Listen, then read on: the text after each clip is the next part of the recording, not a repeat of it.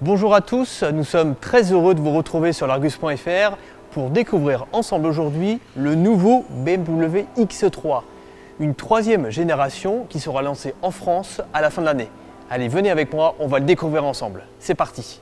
Alors sur le plan du style, le X3 s'affirme pour mieux ressembler à son grand frère le X5 avec ses nouvelles optiques, ce nouveau bouclier, mais surtout ce qui le distingue du modèle précédent, c'est ses calandres. Regardez la taille des naseaux, elles sont nettement plus grandes que sur l'ancien modèle.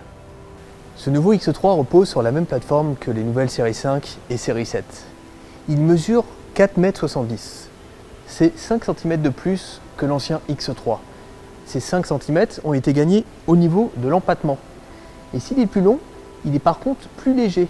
BMW annonce un poids en baisse d'une cinquantaine de kilos par rapport à l'ancien modèle. L'arrière du nouveau X3 se démarque surtout par ces nouveaux feux arrière qui présentent une nouvelle signature lumineuse à effet 3D. Sur toutes les versions du nouveau X3, le haillon est électrique.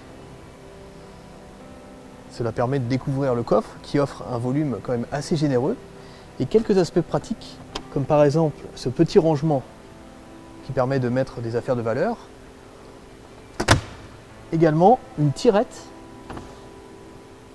qui permet de rabattre la banquette arrière et de gagner jusqu'à plus de 1600 litres de coffre.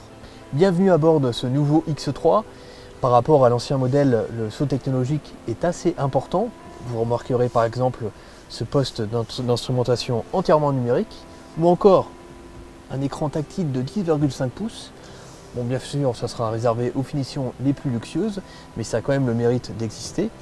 Et comme sur la série 5, la nouvelle série 5, nous avons de nombreux équipements technologiques, comme un affichage tête haute, des radars qui permettent d'éviter la collision, ou encore qui détectent les angles morts, les obstacles dans les angles morts, mais aussi plusieurs gadgets, comme par exemple la commande gestuelle sur le système multimédia qui permet de baisser ou de monter le volume de la radio, ou encore cette clé dite intelligente qui permet d'activer la climatisation à distance ou encore de connaître l'autonomie restante dans le véhicule.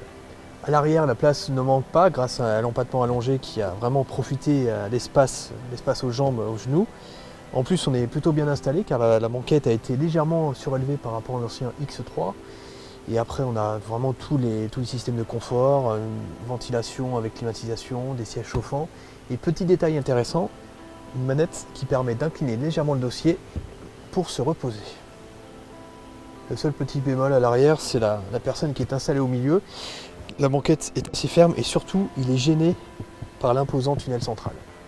Voilà pour cette première découverte du nouveau BMW X3. Alors sachez qu'il sera lancé en France dès novembre 2017 avec 2 moteurs diesel et 3 moteurs essence. En attendant la version 100% électrique qui devrait arriver à l'horizon 2020. Allez, à bientôt sur Argus.fr.